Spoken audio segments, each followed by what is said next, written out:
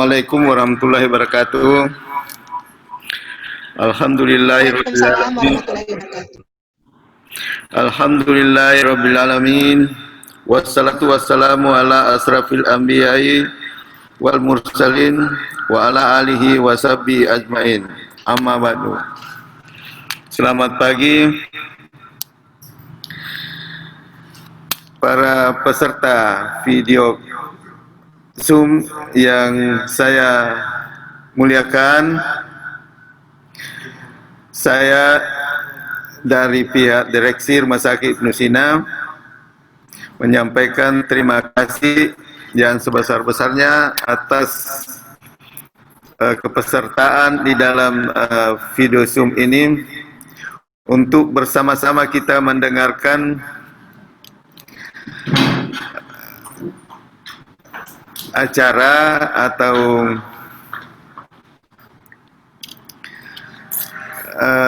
yang sudah disiapkan oleh panitia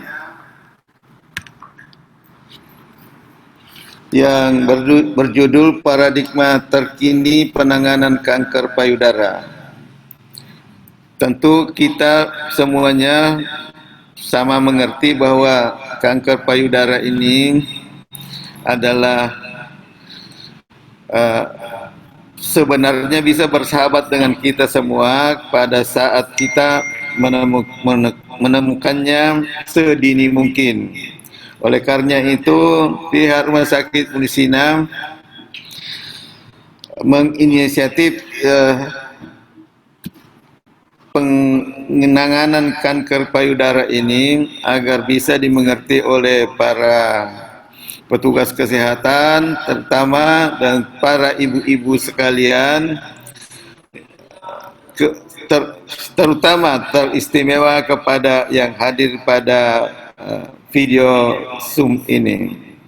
Sekali lagi terima kasih kepada panitia, tentunya juga saya tidak lupa mengucapkan terima kasih atas persembahan judul ini yang saya anggap sebagai hal-hal yang penting yang diketahui oleh kita semua, baik petugas kesehatan maupun masyarakat umum pada umumnya.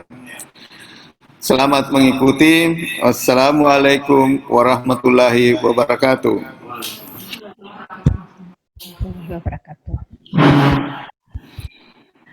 Demikianlah tadi sambutan dari Direktur Utama Rumah Sakit Ibnu Sina Makassar.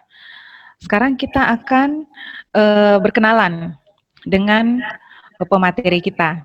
Jadi seperti yang sudah disampaikan di dalam undangan bahwa pemateri kita pada webinar hari ini adalah Dr.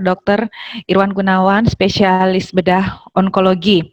Beliau adalah dokter spesialis bedah onkologi di Rumah Sakit Ibnu Sina Yayasan Wakaf Umi Makassar. Kita simak dulu. Sebelum kita mendengarkan pemaparan presentasi dari Dr. Irwan Gunawan yang selalu kita panggil dengan nama Dr. Igun sebagai berikut.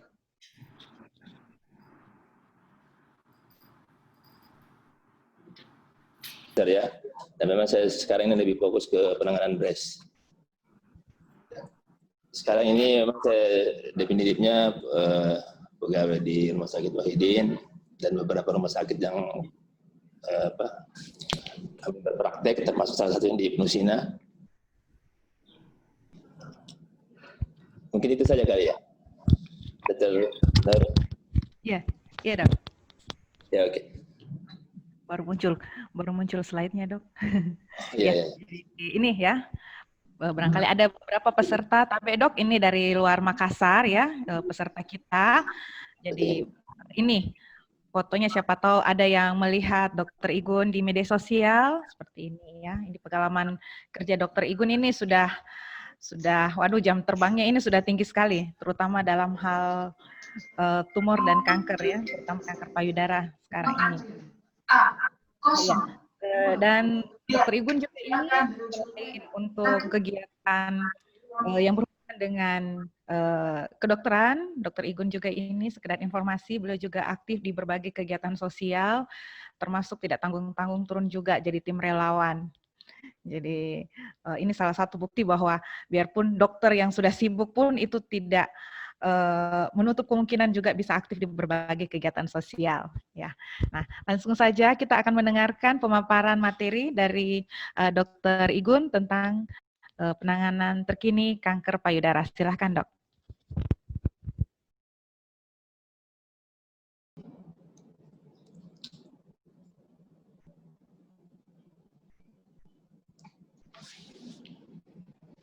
Ya, terima kasih panitia, dan kembali saya menyapa kepada para peserta. Mungkin ada teman sejawat, mungkin ada senior, ada guru-guru saya yang ikut. Terima kasih pada kesempatan ini saya akan sharing sedikit tentang paradigma terkini penanganan kanker payudara. Jadi memang ini sangat menarik karena mungkin ada beberapa hal yang perlu kita sampaikan berhubungan dengan penanganan kanker payudara itu sendiri. Jadi materi saya nanti ini ada sedikit tentang gambaran tentang tumor payudara, bagaimana perkembangannya menjadi kanker, kemudian paradigma terkini, bagaimana penanganannya, penata laksanaannya, dan yang terakhir nanti di masa pandemi ini kira-kira bagaimana pola kita dalam melakukan pengobatan atau dengan sendirinya konsultasi dalam hal penyakit kanker payudara itu sendiri. Ya, slide. Jadi secara umum benjolan di payudara itu ada dua kemungkinan, apakah sifatnya tumor atau sudah mengarah ke kanker. Tumor itu sendiri ada dua, bisa bersifat jinak dan bisa bersifat ganas. Benjolan di payudara belum tentu berbahaya. Jadi jangan terlalu khawatir, apalagi untuk yang di usia-usia muda, kecuali kalau kita, minta maaf, untuk wanita yang berusia di atas 35 mesti mewaspada dengan adanya benjolan atau ada sesuatu yang di payudara kita. Nah, sebagian besar memang benjolan yang ada di payudara itu masih kategori jinak. Nah, bagaimana kita membedakan antara yang jinak ini dan ganas ini, ya mungkin ada tanda-tanda yang bisa kita lihat. Jadi benjolan yang ada di payudara ini yang bersifat jinak itu berarti berasal dari sel-sel yang bukan dari sel ganas. Kemudian dengan sendirinya dia tidak mempunyai kemampuan untuk menyebar ke bagian tubuh yang lain. Dan biasanya ya kalau jinak ya insya Allah tidak bermasalah, tidak berisiko. Mungkin paling tumornya membesar saja. Mungkin yang paling dikeluhkan oleh penderita atau pasien itu nyeri saja, atau ketidaknyamanan saja. Tapi yang membahayakan nyawa ya insya Allah tidak. Nah, bagaimana ciri-cirinya? Jadi ciri-ciri tumor jinak payudara itu jelas tumornya batasnya jelas tegas ya. Kemudian kita bisa raba, kadang-kadang ya secara umum kita bisa lihat, oh ini tumornya jinak karena bergerak-bergerak, mobile istilahnya. Kemudian konsistensinya, rabaannya mungkin kenyal, tidak keras ya, kadang-kadang tidak melengket. Kemudian dengan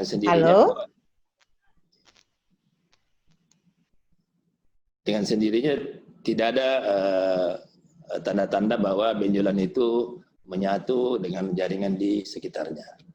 Jadi memang yang paling sering kita lihat, coba kalau secara umum kita raba ada benjolan, apakah dia bergerak, konsistennya kenyal, kemudian di usia-usia muda ya kita berpikirnya ini mungkin kategori jinak.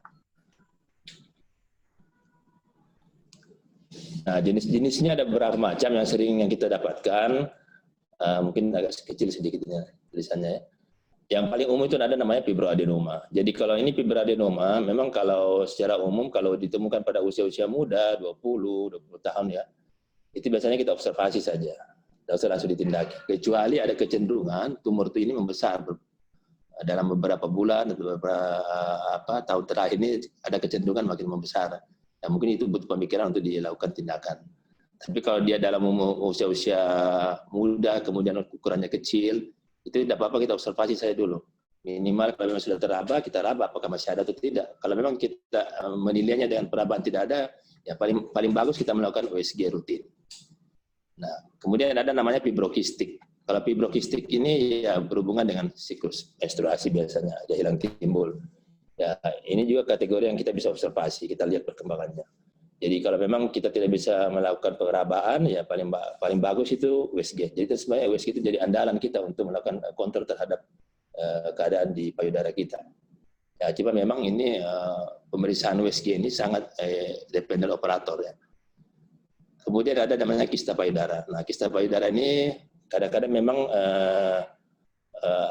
jadi kista itu bukan hanya di payudara, kista itu bukan hanya di kista di kandungan ya, di payudara juga ada. Kadang-kadang memang pasien bertanya, loh, kok ada kista di payudara saya? Nah, ini sekali lagi tidak terlalu bermasalah, tidak terlalu dikhawatirkan. Hanya kadang-kadang memang dia proses cepat membesar. Dan kadang-kadang dia juga timbul rasa nyeri, dan rasa nyeri inilah sebenarnya sering dikeluhkan oleh pasien dan dianggap sesuatu yang mengkhawatirkan. Nah, kanker payudara itu apa? Jadi kanker payudara itu berasal dari saluran susu, berasal dari kelenjar susu, atau dia dari jaringan ikat. Jaringan dari payudara itu sendiri. Nah, ini yang paling sering dari saluran susu. Jadi yang kanker payudara yang sering muncul sekarang itu kebanyakan dari duktus ya, dari saluran susu. Kelenjar susu ada tapi insidensnya jarang. Kemudian untuk jaringan ikat itu ada juga. Jadi kadang-kadang kita menemukan juga tumor-tumor atau kanker payudara yang tidak lazim. Ya, misalnya ada limfoma di payudara, ada sarkoma di payudara, itu ada. Tapi itu jarang. Tapi itu kalau ada terjadi di situ berarti penanganannya kita berdasarkan protokol penanganan kanker payudara. Kemudian sel kanker ini dengan sendirinya ya suatu sel yang cepat membelah sehingga kadang-kadang tidak bisa kita kontrol. Yang kita takutkan kalau kanker ini menyebar ke organ lain. Artinya sudah masuk ke dalam stadium yang lanjut. Jadi kumpulan sel kanker ini akan membentuk satu tumor yang disebut dengan tumor ganas. Nah, bagaimana insidennya? Jadi kanker payudara hampir selalu ditemukan pada wanita, tapi ada juga pada laki-laki. Dan tidak menutup kemungkinan bahwa yang kita sering temukan bahwa kalau ada benjolan pada laki-laki, apalagi yang sudah berusia dewasa, itu hati-hati karena kebanyakan memang sudah berisiko untuk menjadi kanker.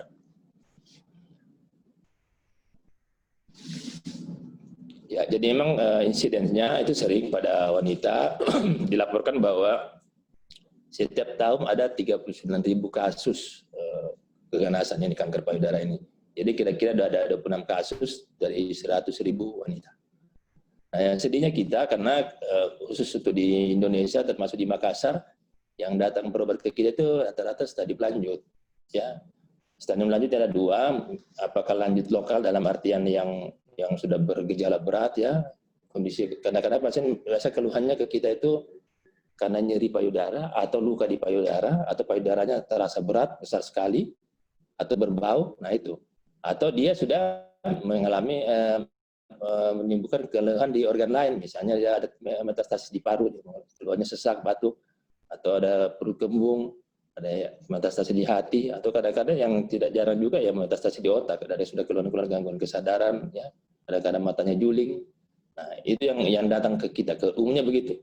Nah, ini mungkin yang dengan adanya Zoom meeting ini memberikan edukasi kepada masyarakat, mungkin dengan penanganan yang lebih dini itu akan memberikan harapan hidup yang jauh lebih bagus.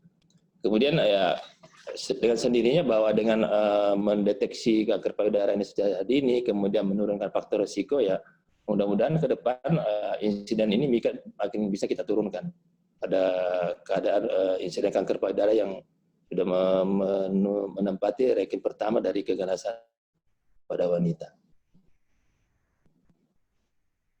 Nah, ini ciri-ciri yang bisa kita lihat, ya artinya setiap ciri-ciri kanker payudara itu jelas ada benjolan, tapi kebanyakan juga tidak teraba benjolannya karena secara teori bahwa benjolan kira-kira 1,5 cm itu baru kita bisa raba. Jadi kalau misalnya ada benjolan di bawah 1, ya dan tidak menutup kemungkinan yang benjolan 1 cm itu ganas. Bukan berarti ukurannya besar sudah katakan ganas, enggak, ya. Jadi memang pola-pola pemeriksaan sekarang yang dulunya mungkin kita lihat itu mungkin sudah akan kita perbaharui ke depan. Kemudian benjolan yang dicurigai sebagai kanker itu biasanya teksturnya padat keras, ya. Itu kalau kita sudah raba, ya, batas tidak jelas, kadang-kadang melengket, ya. Kalau kita gerakkan susah kadang-kadang. Apalagi kalau dia besar, kadang-kadang kalau kita gerakkan badannya pasien juga bergerak, badannya penderita juga bergerak. Nah, itu pasti melengket di dinding dada. Kemudian permukaannya tidak rata, ya. Nah, kalau nyeri itu tidak umum, ya. Kadang-kadang malah memang tidak nyeri. Biasanya nyeri itu kalau sudah infiltrasi ke organ sekitarnya. Jadi kalau kita berharap bahwa kelainan karena nyeri pasien datang berobat memang agak sulit. Jadi pas dalam kondisi ini pasien datang berobat sudah terlambat.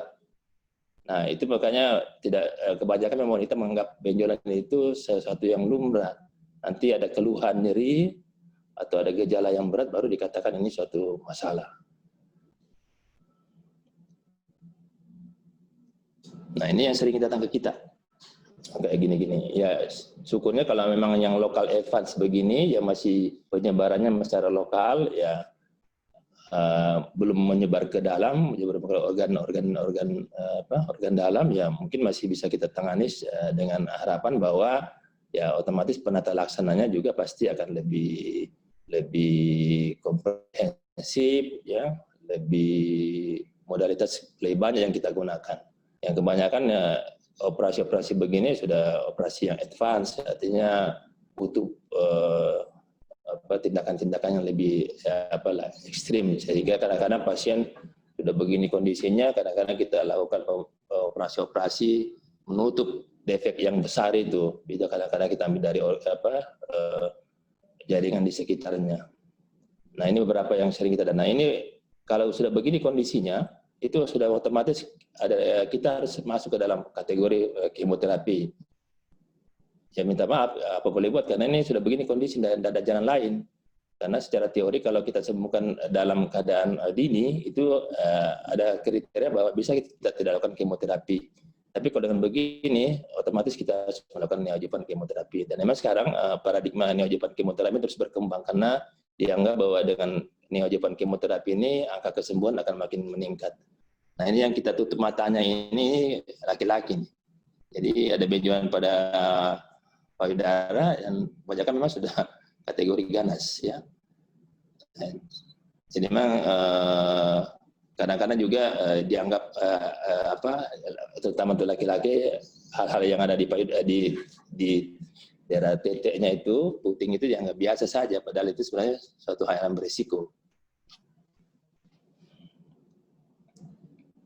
Ya, kalau sekedar informasi bahwa benjolan-benjolan begini, apakah harapan untuk disembuhkan masih ada? Insya Allah masih ada, ya. Selama dia belum menimbulkan penyebaran ke organ di dalam organ lain. Nah, tanda-tanda yang lain ya otomatis ada perubahan ukuran dari payudara. Jadi kita selain ada benjolan, ada perubahan ukuran, bentuk, kadang-kadang tidak simetris. Kemudian lihat putingnya ada perubahan tidak. Kemudian apakah puting itu ada mengeluarkan satu yang tidak rutin, misalnya cairan warna kemerahan kah, atau warna bening, atau warna susu, ya. Kemudian tiba-tiba putingnya misalnya memerah atau lecet.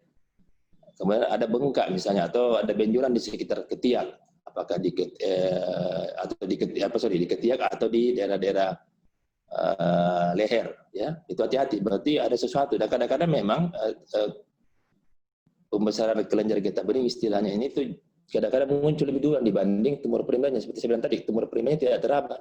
Jadi mungkin saja akan terdeteksi dengan pemeriksaan imaging, misalnya USG. Jadi ada beberapa kasus justru yang menampak pertama itu penyebaran regionalnya. Misalnya ada pembesaran di ketiak atau di sekitar leher. Atau ada tanda-tanda pada kulit payudara itu seperti orang bilang seperti kulit jeruk, ya, puderang. Kemudian ada seperti tikung.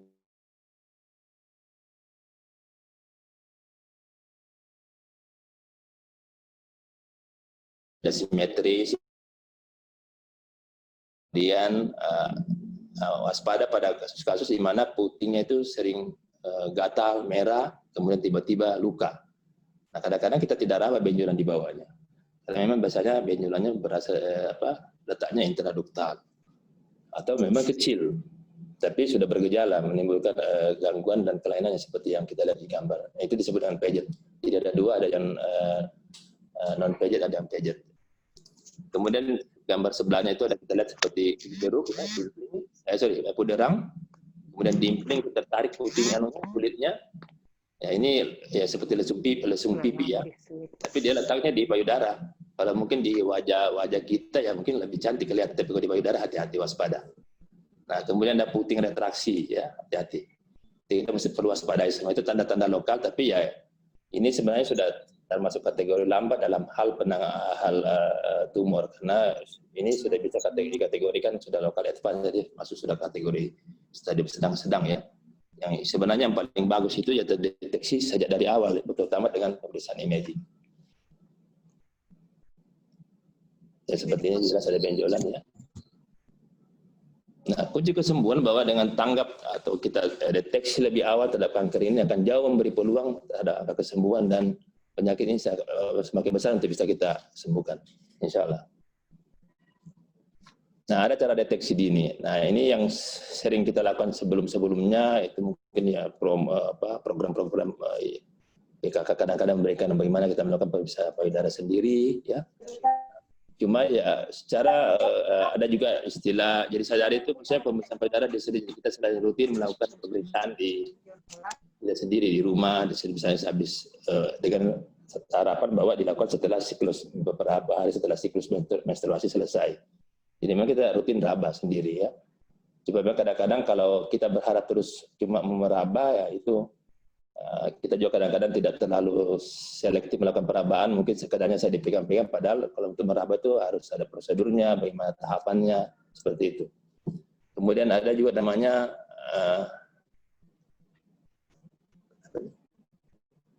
ya seperti ini ya, jadi kita mungkin selesai mandi kah, atau sebelum mandi ya di hadapan cermin, angkat tangan, atau bertolak pinggang, perhatikan payudara kita. Sering-sering kita raba, secara ada prosedurnya, nanti kita lihat gambarnya, kemudian biasakan pencet puting, ya, raba bisa juga dalam keadaan baring. Nah, seperti ini perabaannya, bisa jadi sentrifugal ya, kemudian zigzag atau dari dalam keluar, sebaliknya dari atas ke bawah. Jadi diupayakan jangan ada bagian yang terlewatkan dari dalam prosedur itu, tapi jangan juga bagian itu berulang. Nah ini sadari. Jadi kemudian ada sadanis. Kalau sadanis itu perintah oleh klinisi, oleh dokter. Jadi sama prosedurnya. Kemudian ada juga yang biasa kita harapkan juga sebenarnya sarami, periksa payudara oleh suami. Kan itu juga penting. Jadi payudara suami berperan juga untuk selalu berperan sebagai seorang dokter untuk rutin memeriksa meraba payudara pasangannya, dalam hal ini istrinya, supaya memang kalau ada hal yang kalau dia rutin lakukan bisa terdeteksi lebih awal. Tapi itu seperti saya katakan tadi bahwa sebenarnya paradigma yang kita segera mau tanamkan ini bahwa karena kalau kita berhadapkan dengan sadari, sarami, atau sadanis, itu kita selalu mengharapkan ada benjolan. Padahal sebenarnya deteksi awal itu sebelum ada benjolan itu muncul. Seperti saya katakan tadi bahwa kalau benjolannya sudah 1,5 itu baru bisa teraba. Jadi kalau benjolan di bawah itu, artinya kita akan tidak akan raba. Dan sampai kapan? Apakah sampai nanti membesar atau umur sudah tua, berarti resiko kanker payudaranya makin tinggi. Jadi memang pemeriksaan deteksi secara imaging itu jauh lebih besar peluang untuk mengharapkan bahwa proses penyembuhan dan deteksi ini jauh lebih dini kita temukan. Jadi memang kita paradigmanya ke depan bahwa mesti screening. Jadi umur-umur yang sudah beresiko 30 tahun ke atas sebaiknya rutin melakukan pemeriksaan USG, minimal USG, rutin dilakukan. Jadi kalau memang ada benjolannya kecil yang dini itu bisa ditemukan lebih awal. Tidak ada salahnya juga jadi dilakukan pemeriksaan rutin, terutama setelah beberapa hari pasca siklus menstruasi yang selesai, itu sudah dilakukan. Jadi sebenarnya kalau sarami juga boleh, sadari juga, tapi ya, takutnya terlambat ya. Karena memang kesannya karena beberapa teori bahwa tidak menutup kemungkinan tumor-tumor yang dengan ukuran tertentu sudah menimbulkan sudah berproses untuk menjadi keganasan. Nah, bagaimana pengobatan? Secara umum ada beberapa pengobatan kanker payudara sendiri, tapi yang utama memang adalah pembedahan. Pembedahannya dua kemungkinan, apakah kita akan mengangkat payudara secara keseluruhan atau kita melakukan breast conservation surgery, jadi payudaranya dipertahankan. Nah, itu yang mungkin kita akan kembangkan terus, bahwa karena memang mau tidak mau wanita tetap mengharapkan payudaranya normal utuh. Nah, tapi itu juga kembali dari kondisi-kondisi pada saat ditemukan. Jadi kalau memang dalam masih kategori awal atau masih yang masih stadium sedang juga masih itu otomatis mempertahankan payudara atau memberikan bentuk payudara itu masih bisa kita lakukan, atau dilakukan mastektomi total. Kemudian yang lain adalah ada namanya ada juga prosedur mammotomi yang coba kita kembangkan, tapi terutama diperuntukkan untuk kasus-kasus tumor jinak. Jadi melakukan pengangkatan payudara, benjolan tanpa sayatan operasi. Dibuka, diangkat secara di slide sedikit-sedikit, dibuka sedikit-sedikit. Jadi alat ini mirip biopsi, tapi ada prosedurnya untuk mengangkat tumor itu secara sliding. Kemudian kemoterapi. Nah ini juga kemoterapi. Nah sekarang berkembang kemoterapi itu bahwa sebaiknya untuk tumor keganasan sedini mungkin ukuran-ukuran tertentu, malah dulu nanti ada ukuran berdasarkan dulu 5 cm itu baru di kemo. Sekarang itu di bawah itu diharapkan kemoterapi. Artinya apa? Karena kemoterapi ternyata neoadjuvan kemoterapi ini sangat memberi harapan hidup yang jauh lebih besar.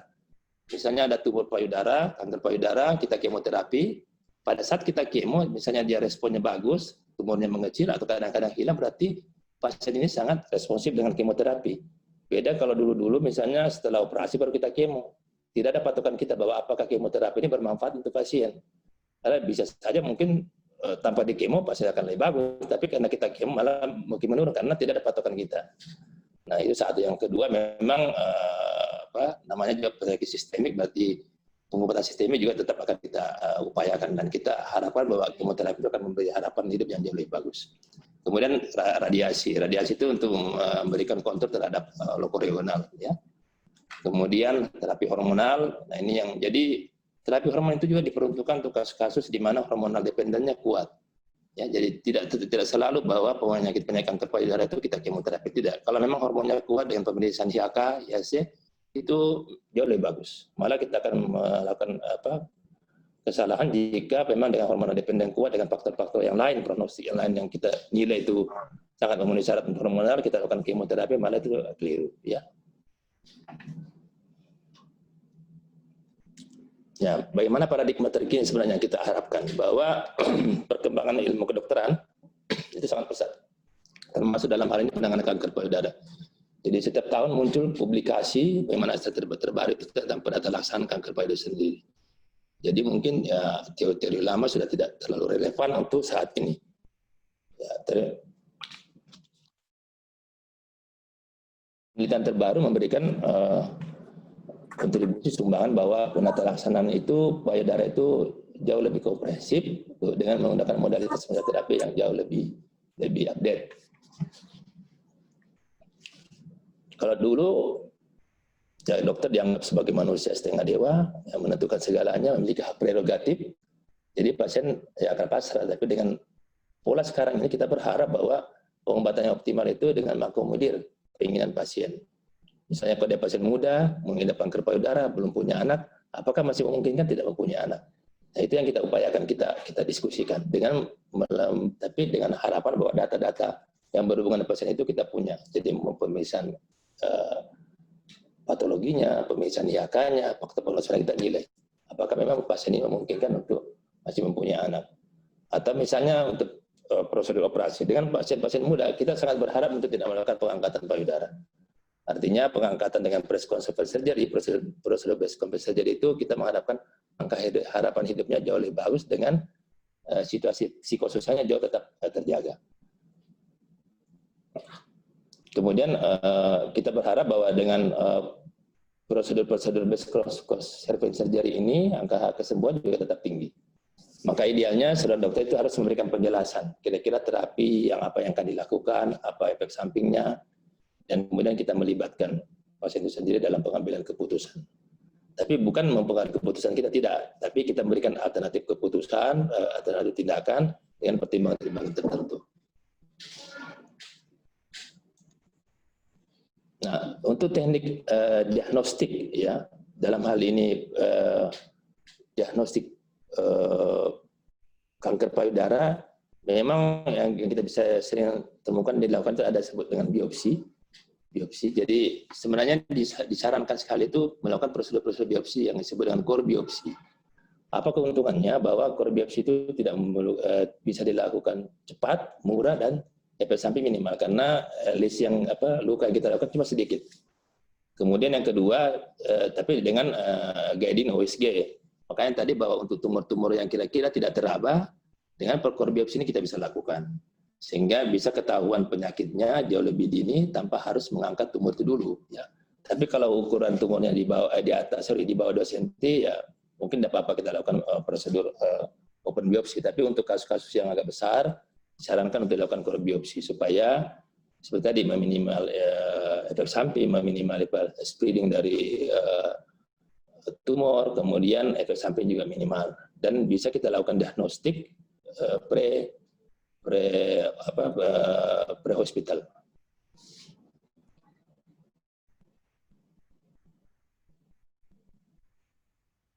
Jadi paradigma terkininya ya dalam penanganan ini ya kita mengharap bahwa pemberian terapis neoadjuvan kemoterapi untuk kasus-kasus tertentu itu jauh lebih berkembang, kemudian prosedur operasi dengan meminimalisir proses melakukan total mastektomi, kemudian harapan hidup kita harapan jauh lebih bagus dengan diagnosa dini dan penanganan dini, dan kita berharap bahwa pemberian obat sistem ini akan memberikan angka harapan hidup yang jauh lebih bagus dan lebih meningkat.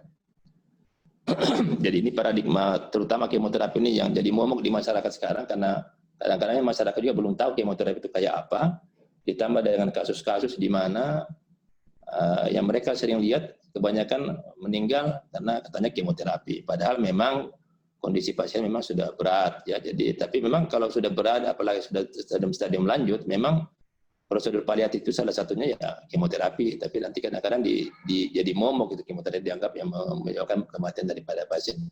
Ya mungkin itu yang clear. Nah itu yang mungkin perlu kita luruskan bahwa pada dasarnya kemoterapi dengan apalagi dengan sistem kemoterapi sekarang dengan range yang lebih panjang,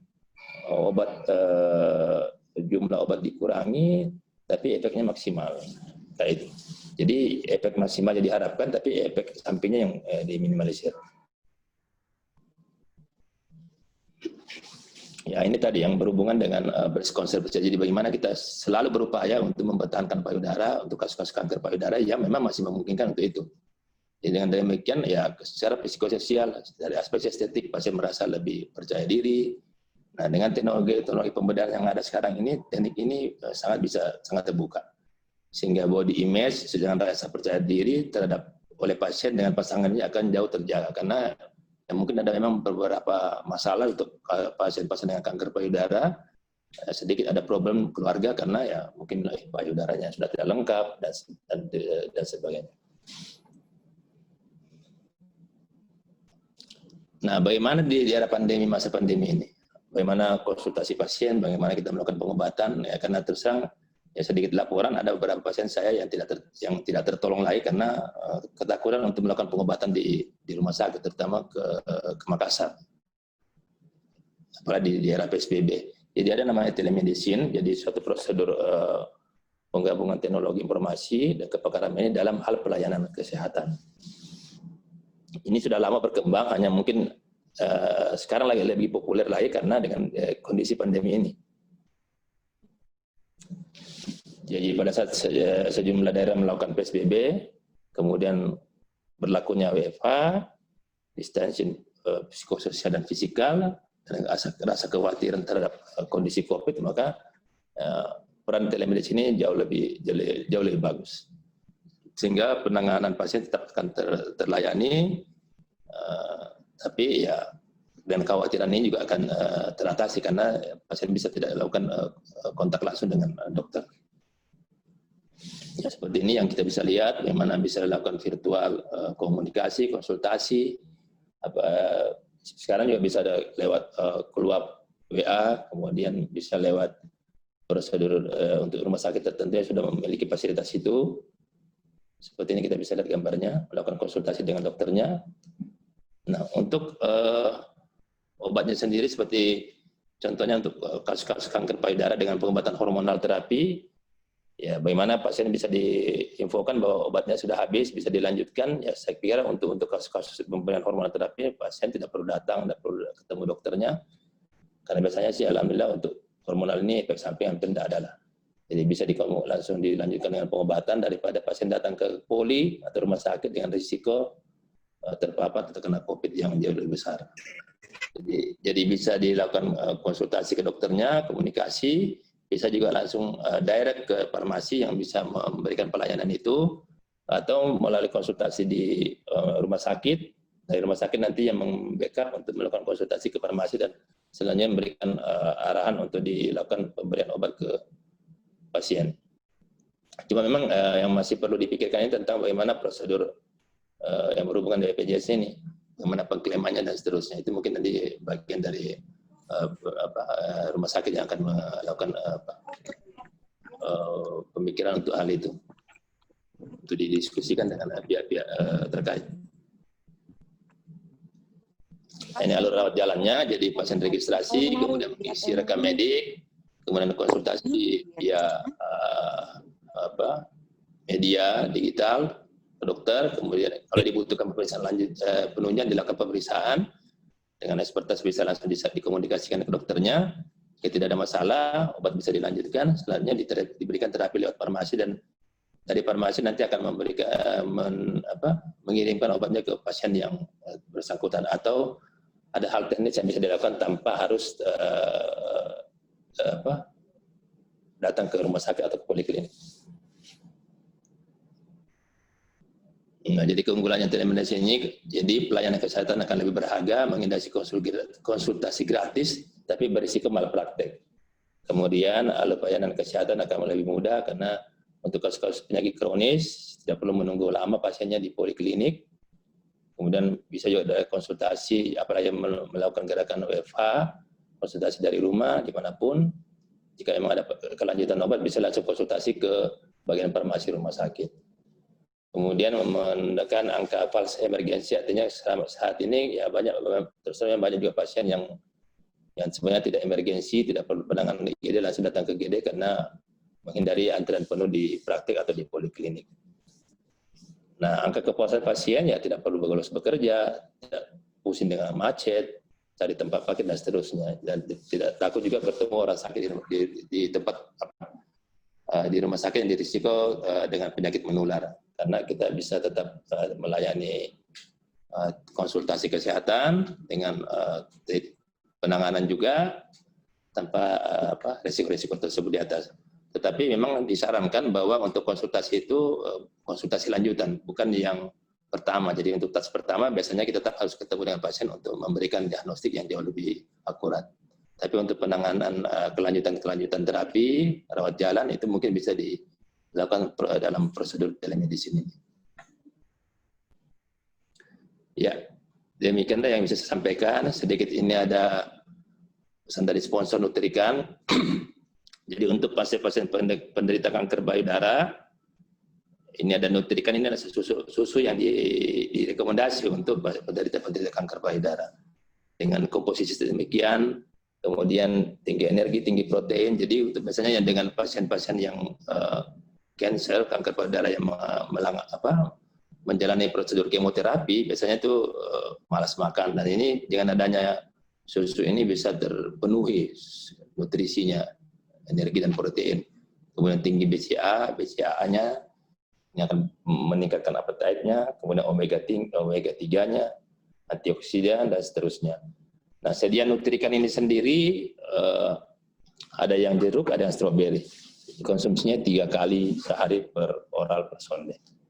Jadi untuk pasien-pasien kanker payudara ya diharapkan jangan mengkonsumsi susu yang sembarang. Jadi ada memang khusus susunya yang seperti ini yang disiapkan oleh farmasi untuk kebutuhan nutrisi pasien, terutama pasien-pasien penderita kanker payudara. Ya, demikian yang saya bisa sampaikan. Lebih dan kurangnya mohon dimaafkan. Wassalamualaikum warahmatullahi wabarakatuh. Saya kembalikan kepada Dr. Nur. Silakan, Dok. Iya, terima kasih Dok atas pemaparannya tentang kanker payudara yang sangat lengkap sekali.